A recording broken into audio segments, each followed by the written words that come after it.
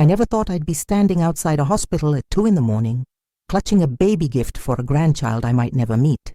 But here I am, and let me tell you how my own daughter made me feel like a complete stranger in her life.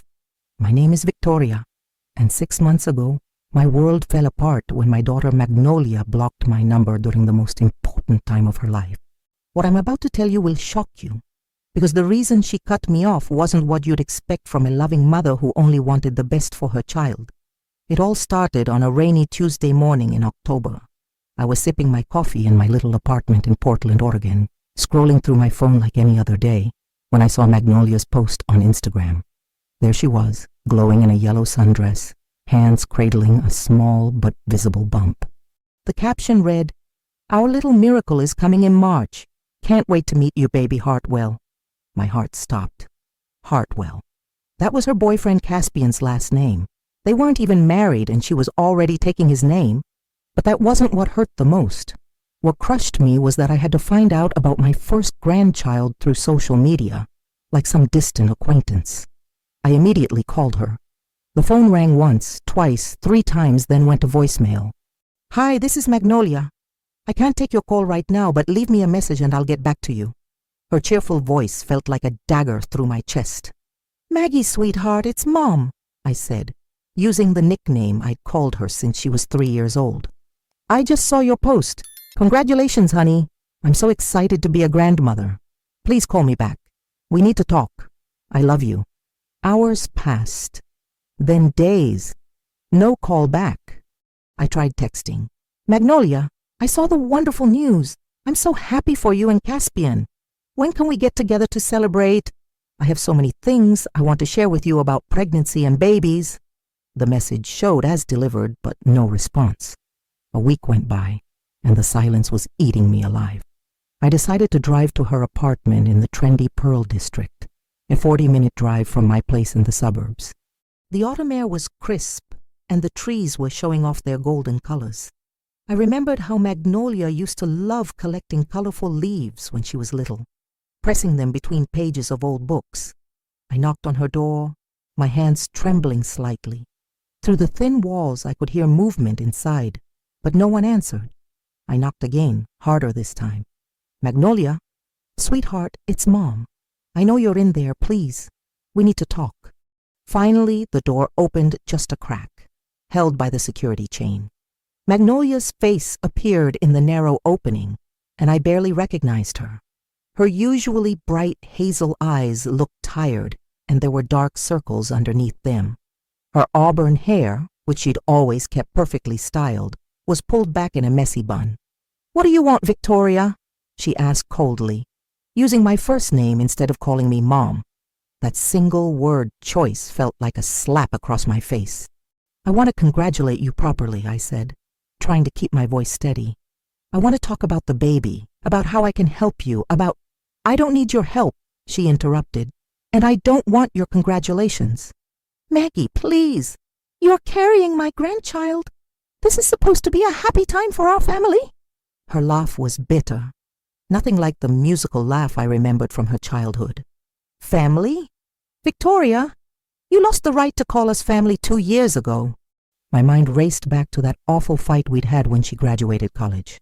She'd wanted to move in with Caspian, and I'd expressed my concerns. I thought they were moving too fast, that she should focus on her career first. I'd said some things I regretted about how she was making the same impulsive decisions I'd made at her age, about how I didn't want her to struggle like I had as a young single mother. "Magnolia, I was trying to protect you. Everything I said came from a place of love." "Love?"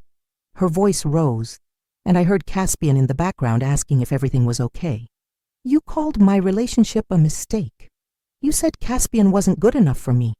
You told me I was throwing my life away." The words hung in the air between us like a toxic cloud. I had said those things, in the heat of anger and fear. I'd watched my daughter fall head over heels for this man I barely knew, and all I could think about was my own past, my own mistakes. "I was wrong," I whispered. "I was scared, and I was wrong. But Maggie, you're my daughter. You're all I have." For a moment her expression softened, and I thought maybe we could work through this. But then her face hardened again, like she was putting up a wall between us. "It's too late for that," she said. "I'm done with your negativity, your judgment, your constant criticism. This baby deserves better than that kind of toxic energy."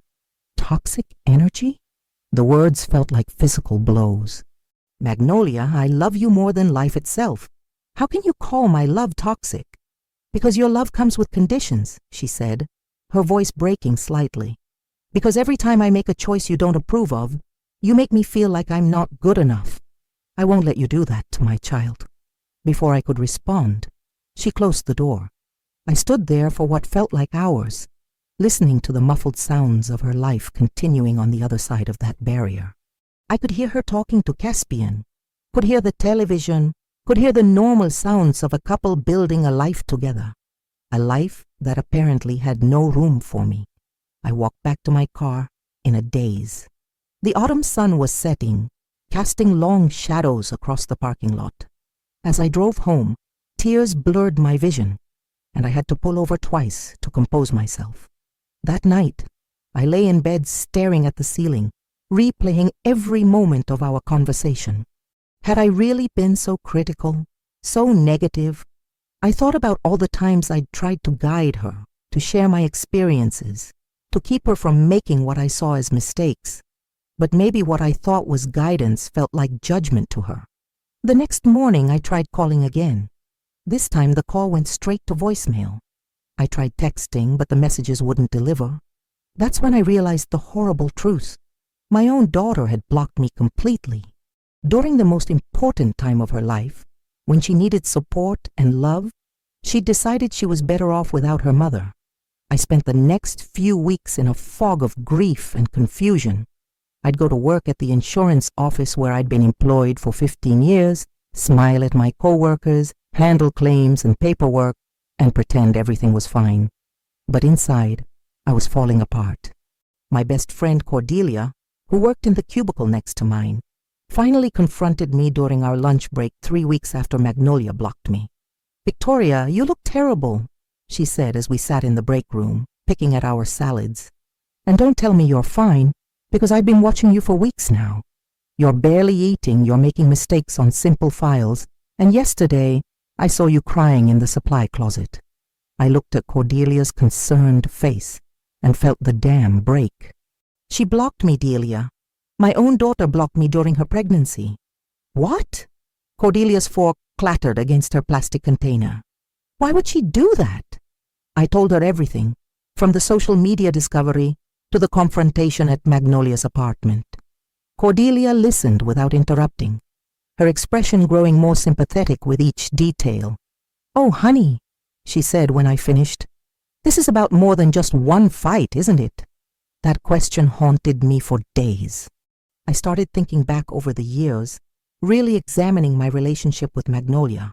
When she was little, after her father left us when she was only 4, it had been just the two of us against the world. I'd worked 2 jobs to keep us afloat, and she'd been my little helper, my best friend, my reason for everything. But as she grew older, especially during her teenage years, things got complicated. I'd been so afraid of her making the same mistakes I'd made, so terrified of watching her get hurt, that maybe I had become overly protective, overly critical. I remembered her senior year of high school when she wanted to go to prom with a boy I didn't approve of. I'd made such a fuss that she ended up not going at all. I remembered when she chose her college major in art history instead of something more practical like business or nursing. I'd questioned her choice constantly, worried about her future financial stability. And then there was Caspian. When she first brought him home 2.5 years ago, I'd been polite but distant. He was a freelance graphic designer, which didn't seem stable to me. He had tattoos and wore his hair a little too long. He wasn't the clean-cut, financially secure man I'd imagined for my daughter. But watching them together that first dinner, I could see how much he adored her.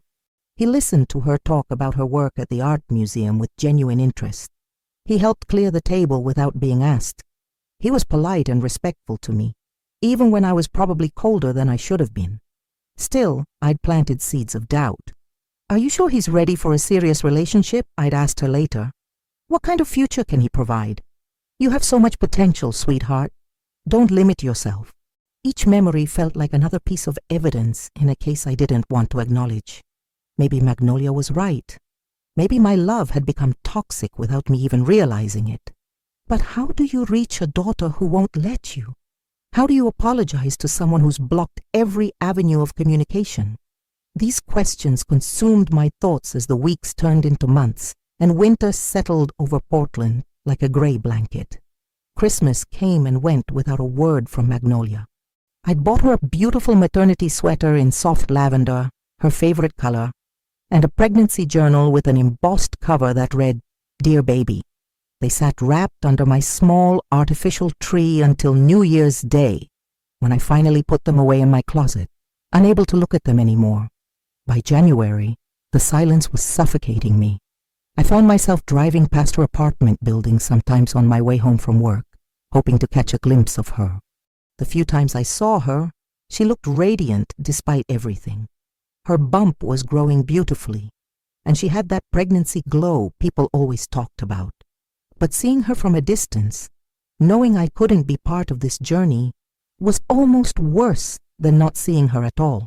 I tried reaching out through social media, but she'd blocked me there too. I created a fake account just to see her posts, which I know sounds desperate, but I was desperate. Her Instagram was full of pregnancy updates, photos of the nursery they were decorating, pictures of baby clothes and ultrasound images. Each post was like a window into a life I was no longer welcome in. One particularly painful post showed Magnolia at what looked like a baby shower.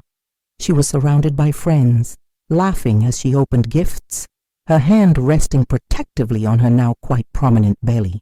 The caption read, "Feeling so blessed by all the love and support from our chosen family. Baby Hartwell is already so loved, chosen family." The words felt deliberately cruel, though I knew she probably hadn't meant them that way. Or maybe she had. My co-worker Cordelia suggested I try reaching out through Caspian, but I didn't have his contact information, and honestly, I wasn't sure he'd be receptive.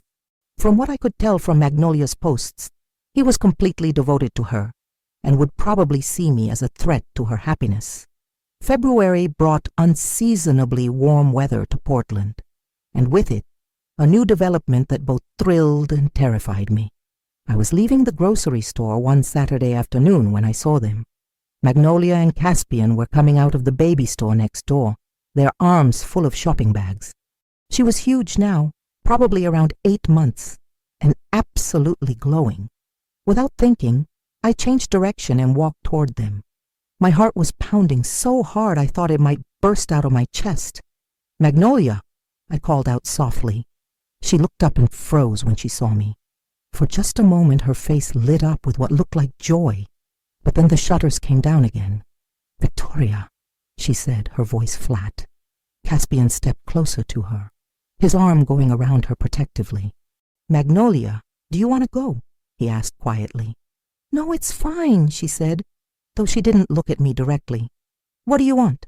I looked at my daughter, really looked at her. She was beautiful, more beautiful than I'd ever seen her. Pregnancy suited her in every way. Her hair was thick and shiny, her skin was clear and radiant, and despite the wariness in her eyes, she looked happy, genuinely happy. "I just want to know how you're doing," I said, my voice barely above a whisper. "When are you due?" "March 15th, Caspian answered when Magnolia remained silent. "That's so soon," I said, and suddenly tears were threatening. "Are you ready? Do you have everything you need?" Magnolia's expression softened slightly. "We're as ready as anyone can be, I guess. Do you know what you're having?" "A girl," she said, and for the first time in months, she almost smiled. "We're naming her Iris." "Iris," I repeated, tasting the name. "That's beautiful. It was your grandmother's middle name." Magnolia's eyes widened slightly, as if she'd forgotten that connection. My mother, Magnolia's beloved grandmother who had passed away 5 years earlier, had been named Ruth Iris. Magnolia had adored her, and I could see the emotion flickering across her face at the memory. "I know," she said quietly. We stood there in awkward silence for a moment. the weight of everything unsaid hanging between us. I wanted to ask about doctor's appointments, about whether she was scared, about whether she thought about labor and delivery. I wanted to share stories about when I was pregnant with her, about the joy and terror and wonder of bringing a new life into the world. But most of all, I wanted to tell her I was sorry. "Magnolia," I began. We need to go," she interrupted, shifting the bags in her arms. "I have an appointment." "Of course," I said, stepping back. "I'm sorry, I didn't mean to hold you up." As they walked away, I called out, "I love you, Maggie. I love you both." She paused for just a moment, her shoulders tensing, but she didn't turn around. That night I couldn't sleep. The brief encounter had stirred up so many emotions I didn't know how to process them all.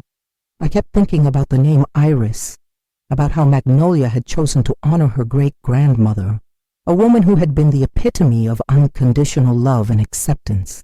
My mother had never judged my choices, even when I got pregnant at 22, with a man who disappeared the moment he found out. She'd never made me feel inadequate or criticized my parenting. She'd simply loved us both, fiercely and completely. I realized with a painful clarity that I had not been that kind of mother to Magnolia. Somewhere along the way, my love had indeed become conditional, tied to my approval of her choices. I'd spent so much time trying to protect her from pain that I'd become a source of pain myself. The next week, I did something I'd never done before. I made an appointment with a therapist. Dr. Evangeline Nash was a middle-aged woman with kind eyes and a calm demeanor who specialized in family relationships. Her office was warm and comfortable, filled with plants and soft lighting that made it feel safe to be vulnerable. "Tell me about your relationship with your daughter," she said during our first session. I found myself spilling everything from Magnolia's childhood to our recent estrangement. Dr. Nash listened without judgment, occasionally asking clarifying questions or making gentle observations. "It sounds like you love your daughter very much," she said when I finished. "But love and control can sometimes become entangled, especially when we're afraid." Afraid of what? Afraid of losing them. Afraid of watching them make mistakes. Afraid of not being needed anymore. Her words hit me like a physical blow because they were so accurate. I had been afraid, terribly afraid of all those things. The irony, Dr. Nash continued gently, is that in trying to hold on so tightly, we often push away the very people we're trying to protect. Over the next few weeks, I continued my sessions with Dr. Nash, slowly unpacking years of patterns and behaviors I'd never examined. I learned about boundaries, about the difference between supporting and controlling, about how my own childhood experiences had shaped my parenting style. My father had been absent and critical when he was around, and I'd sworn I'd never be like him.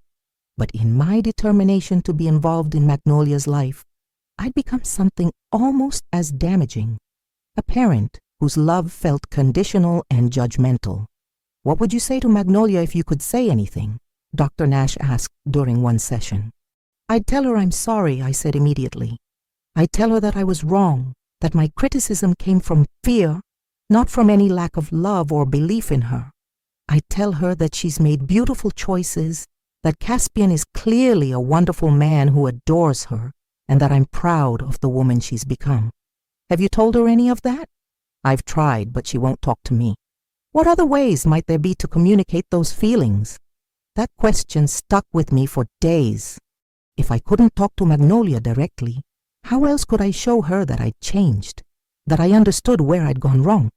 The answer came to me while I was walking through Pioneer Courthouse Square on my lunch break. There was a young mother there with her toddler, and the little girl was having a complete meltdown because she wanted to feed the pigeons, but they kept flying away. Instead of getting frustrated or embarrassed, the mother simply sat down on the ground with her daughter and waited patiently for the crying to stop. "It's okay to be disappointed," I heard her say softly.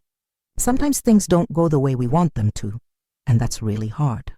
When the little girl finally calmed down, the mother pulled out a small bag of crackers and showed her how to break them into tiny pieces and scatter them gently so the pigeons wouldn't be scared.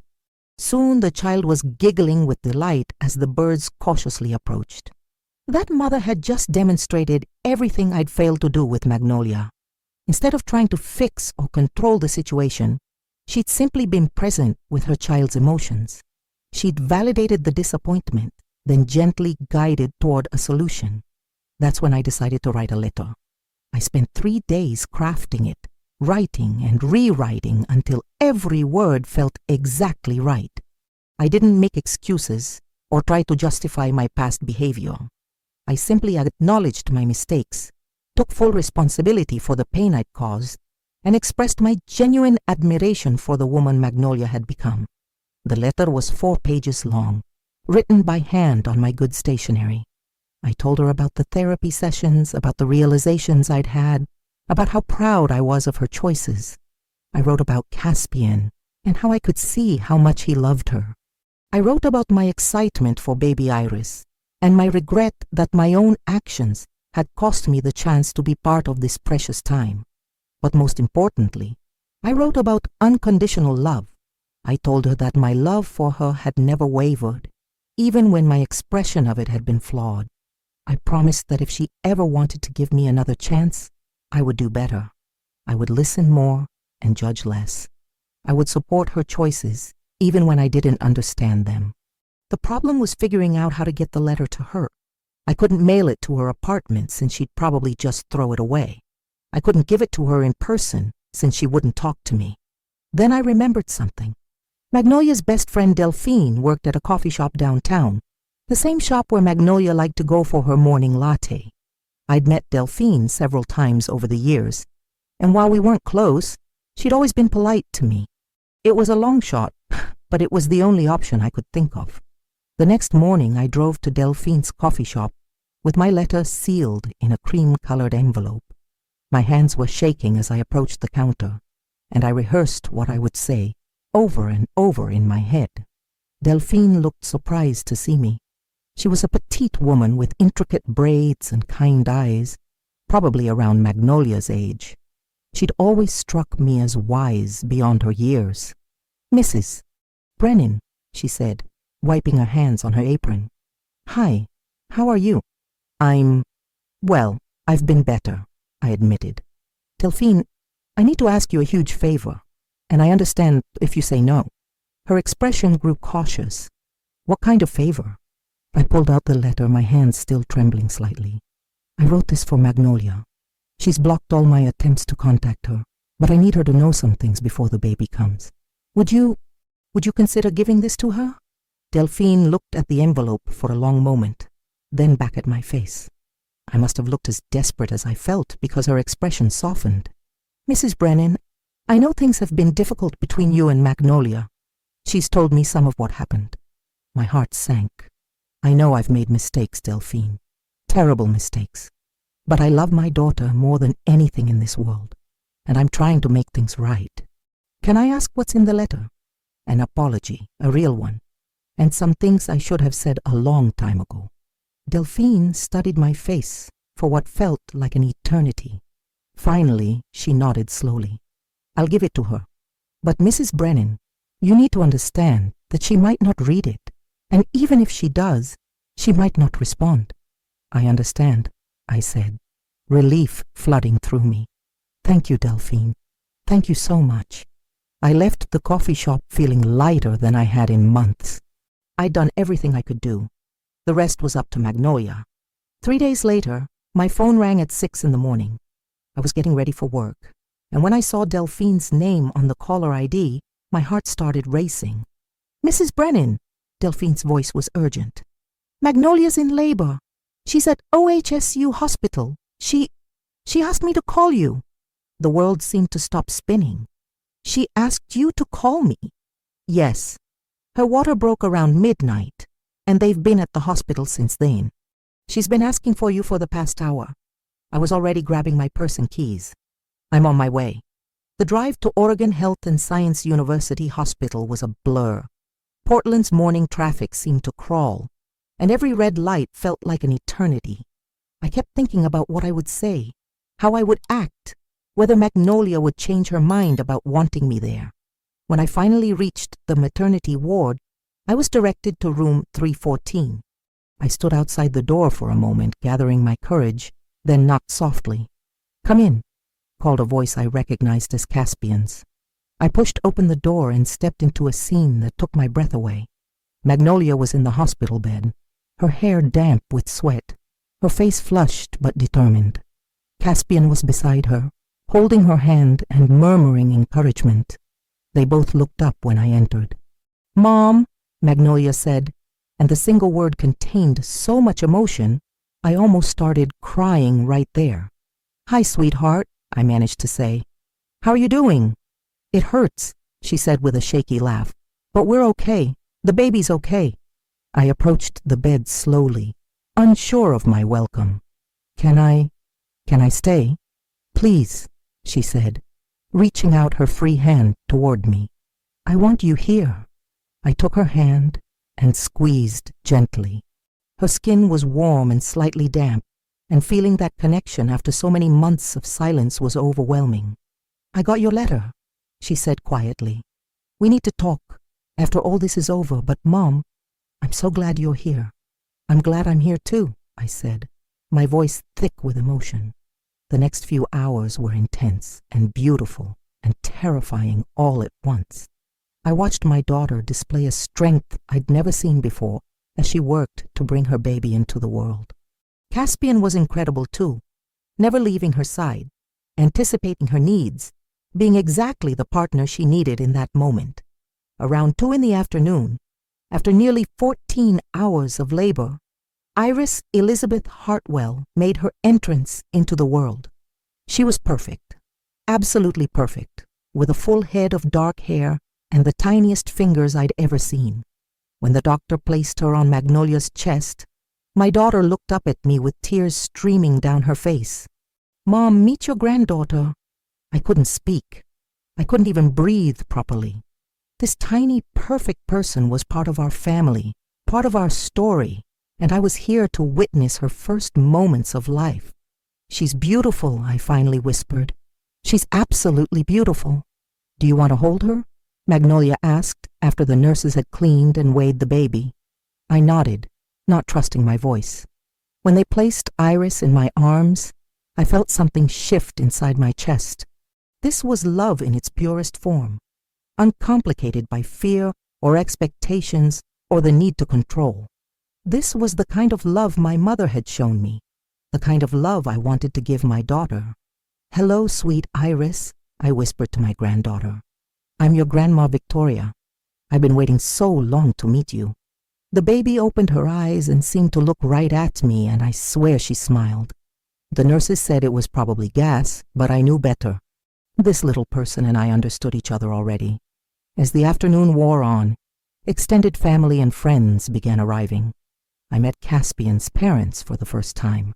Lovely people who welcomed me warmly despite knowing about the estrangement. Delphine came by with flowers and congratulations. The room filled with love and laughter and the gentle chaos that surrounds new life. But eventually, visiting hours ended, and it was time for everyone to leave so the new family could rest. I kissed Iris goodbye, hugged Caspian, and approached Magnolia's bed. "Thank you for letting me be here," I said. "This was the most incredible day of my life." "Mine too," she said. "Mom, we really do need to talk." "I know, sweetheart, but not tonight. Tonight you need to rest and enjoy your daughter." "Tomorrow?" she asked. "Whenever you're ready," I assured her. As I drove home that evening, I felt like a completely different person than the one who had woken up that morning. I was a grandmother now. I had a granddaughter named Iris, who shared my mother's middle name. And most importantly, I had hope that my relationship with Magnolia could be healed. The letter had worked, not in the way I'd expected, but in the most important way possible. It had opened a door that I thought was permanently closed. The next morning, I woke up with a sense of purpose I hadn't felt in months. I had a granddaughter, and regardless of whatever conversation lay ahead with Magnolia, I wanted to mark this momentous occasion properly. I'd been working on a special gift for the baby ever since I learned about the pregnancy, even during the darkest days of our estrangement. It was a quilt, hand-sewn over countless evenings, made from fabrics that told our family's story. I'd included pieces from Magnolia's baby clothes, scraps from my mother's favorite dress, and fabric from a tablecloth that had belonged to my grandmother. Each square represented a generation of strong women, and I'd embroidered tiny details that chronicled our family history. There was a small rose for my grandmother Rose, who had immigrated from Ireland with nothing but determination and hope. There was a tiny book for my mother, who had taught herself to read at 40 and devoured novels for the rest of her life. There was a paintbrush for Magnolia, representing her love of art and beauty. The center square was left plain, waiting for Iris to fill it with her own story. I'd also prepared a memory box filled with photos from Magnolia's childhood, copies of report cards and awards, little mementos I'd saved over the years. I wanted Iris to know where she came from, to understand the legacy of love and resilience she'd inherited. By 10 o'clock, I was dressed and ready to head back to the hospital. The quilt was carefully wrapped in tissue paper, and the memory box was tucked into a larger gift bag, along with some practical items I thought they might need: receiving blankets, burp cloths, and a few adorable newborn outfits. When I arrived at the hospital, I found Magnolia sitting up in bed, looking tired but radiant. She was holding Iris, who was sleeping peacefully in a soft pink blanket. Caspian was dozing in the chair beside the bed, and the morning light streaming through the window made the whole scene look like a painting. "Good morning," I said softly, not wanting to wake anyone who was sleeping. "Morning, Mom," Magnolia said with a small smile. "Come see how beautiful she looks in the daylight." I approached the bed and looked down at my granddaughter. In the soft morning light, I could see more clearly who she resembled. She had Magnolia's delicate features, but Caspian's darker coloring. Her little hands were perfect, with fingernails so tiny they looked like they'd been painted on. "She's even more beautiful than yesterday," I said. "How did you sleep?" "Not much," Magnolia admitted with a laugh. "But that's okay. I can't stop looking at her." "I remember that feeling," I said. "When you were born, I stayed awake all night just watching you breathe." Something shifted in Magnolia's expression at that memory. "Mom, can we talk? I mean, really talk?" I nodded, pulling the chair closer to her bed. "I'm ready whenever you are." She took a deep breath, adjusting Iris in her arms. "I read your letter multiple times." My heart started beating faster, but I remained quiet, letting her set the pace. "For so long I've been angry," she continued. "Angry at you, angry at myself, angry at the whole situation. But reading your letter, and then going through labor yesterday, it made me realize some things."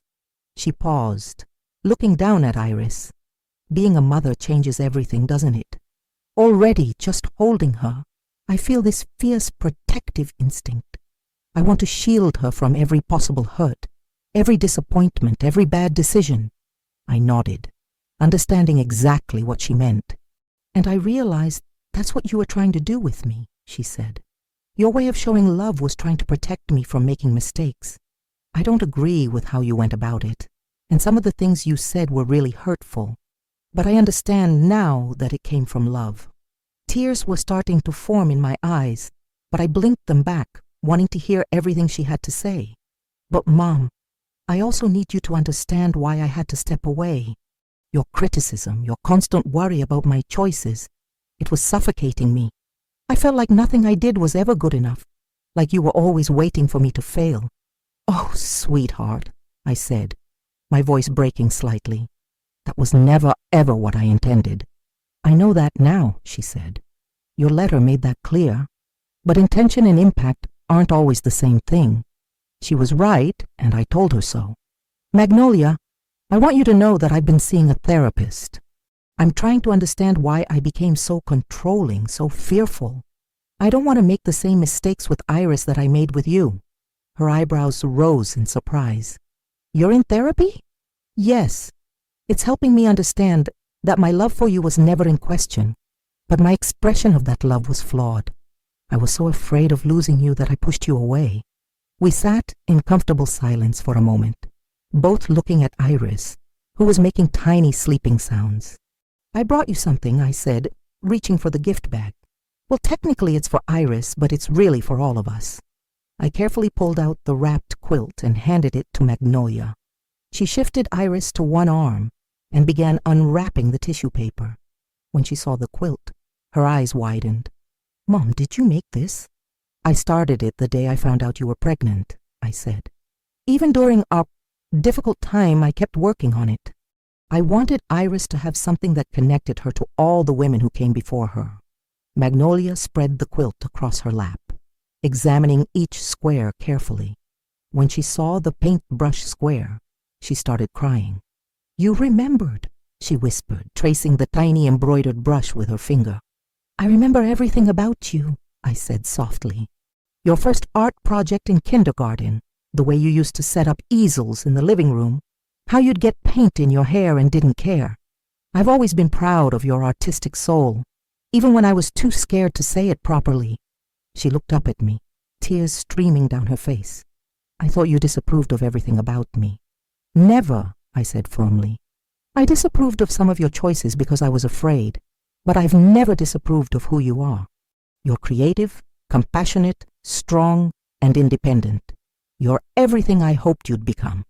Caspian stirred in his chair and opened his eyes, taking in the scene of his wife crying over a quilt while holding their newborn daughter.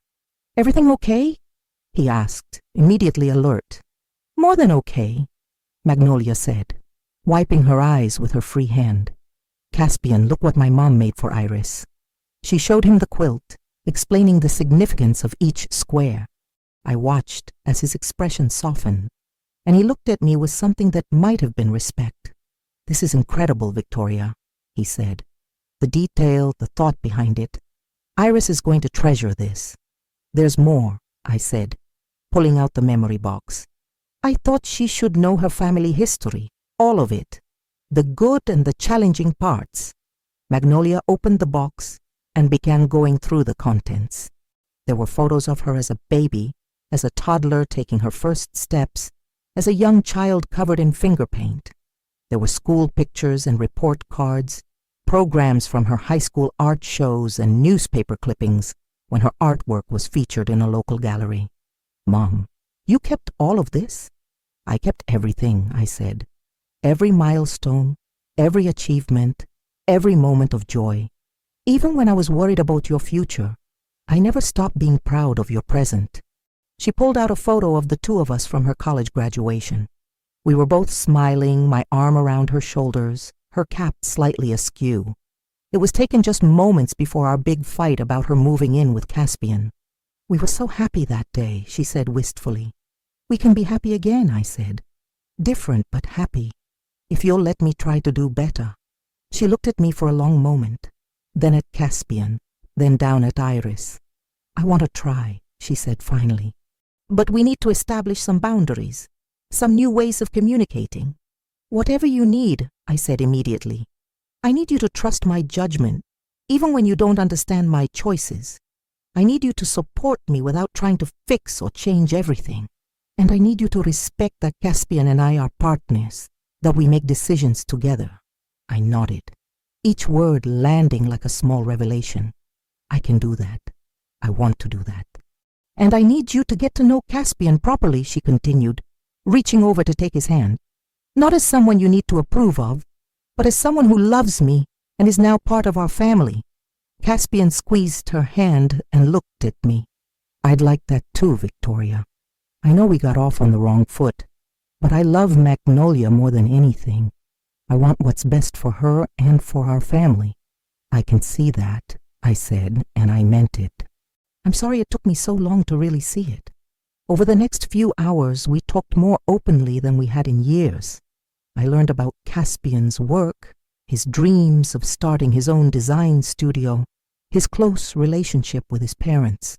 He told me about how he and Magnolia had met at a coffee shop, how he'd been smitten immediately by her laugh and her passion for art. Magnolia shared stories about her pregnancy, the funny cravings she'd had, the way Caspian had rubbed her feet every night when they were swollen.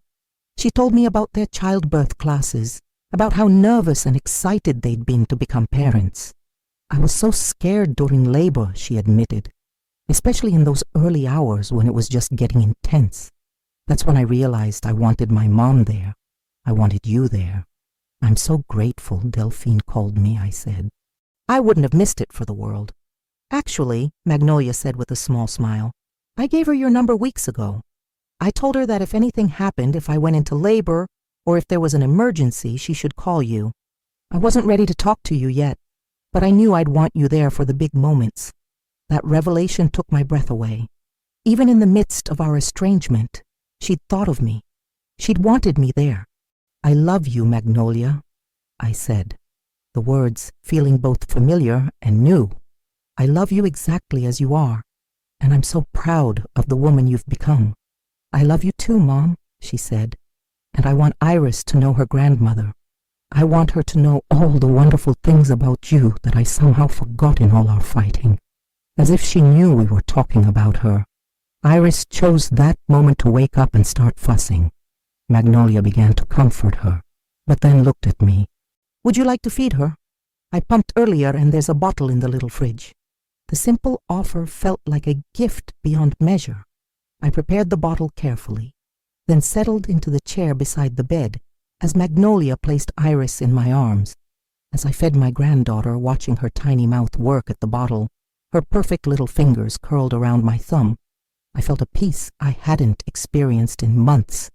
This was what mattered. This love, this connection, this family that was imperfect but real. She likes you, Caspian observed, taking photos with his phone. She's perfect, I said, looking down at Iris. Absolutely perfect. Later that afternoon, when it was time for me to leave so they could rest, I kissed Iris goodbye and hugged both Magnolia and Caspian. Thank you, I said to my daughter. Thank you for giving me another chance. Thank you for fighting for us, she replied. For not giving up, even when I pushed you away. As I drove home that evening, I felt like I was seeing Portland with new eyes. The cherry blossoms were starting to bloom, painting the city in soft pinks and whites. Spring was coming, and with it, new life and new possibilities. I thought about the quilt I'd made, about how each square represented a different woman in our family line. Now there would be new squares to add as Iris grew up. Squares that would represent her first steps, her first words, her first day of school, her first heartbreak, her first triumph. And I would be there for all of it, not as a critic or a controller, but as a grandmother who loved unconditionally. I would be the kind of grandmother my mother had been to Magnolia, the kind who offered support without judgment, wisdom without criticism, and love without conditions. The letter had been just the beginning. The real work would be in the days and months and years ahead, in learning to love better, to trust more, to let go of the need to control and embrace the joy of simply being present. 3 days later, I got a text from Magnolia with a photo of Iris wrapped in the quilt I'd made. The message read, "Coming home today. Would you like to come for dinner Sunday? Nothing fancy, just family." I stared at that word, family, and felt my heart fill with gratitude. We were family again. Different than before, maybe better than before, but definitely family. I texted back immediately. I would love nothing more. Can I bring dessert? Her response came quickly. Mom, you don't need to bring anything. Just bring yourself. That's all we need. As I sat in my apartment that evening, looking at that text exchange, I realized something profound. My daughter didn't need me to be perfect. She didn't need me to have all the answers or to fix all her problems. She just needed me to be present, to be supportive, and to love her family the way they deserved to be loved. The gift I'd thought I was giving by leaving that letter with the nurse had turned out to be a gift to myself as well. It had given me back my daughter, introduced me to my granddaughter, and shown me what unconditional love really looked like. Sunday couldn't come fast enough. I was going to be a grandmother who baked cookies without worrying about sugar content, who read bedtime stories in funny voices, who celebrated every milestone without trying to manage the next one. I was going to love Iris the way my mother had loved Magnolia, and I was going to support my daughter in becoming the mother she was meant to be. Some stories end with dramatic reconciliations or grand gestures, but the best stories, the ones that matter most, end with quiet moments of connection, with the daily choice to love better, and with the simple recognition that family isn't about perfection. It's about showing up again and again with an open heart and open arms. As I prepared for that Sunday dinner, I smiled, thinking about the future. There would be birthday parties and holidays, scraped knees and bedtime stories, art projects and school plays. There would be moments of joy and moments of worry, times when I'd want to offer advice and times when I'd need to bite my tongue. But through it all, there would be love. The kind of love that grows stronger not in spite of our imperfections, but because of them. The kind of love that says, I see you, I accept you, and I'm here for you, no matter what. That's the gift I'd really given with that letter, and the gift I'd received in return. Not just the chance to be a grandmother, but the chance to be a better mother, a better person, and a better example of what love looks like when it's offered freely, without conditions or expectations.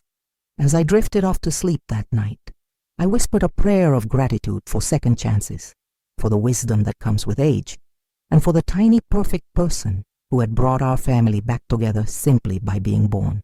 Welcome to the world, Iris Elizabeth Hartwell. You are so loved, so wanted, and so blessed to be part of this beautifully imperfect family of ours.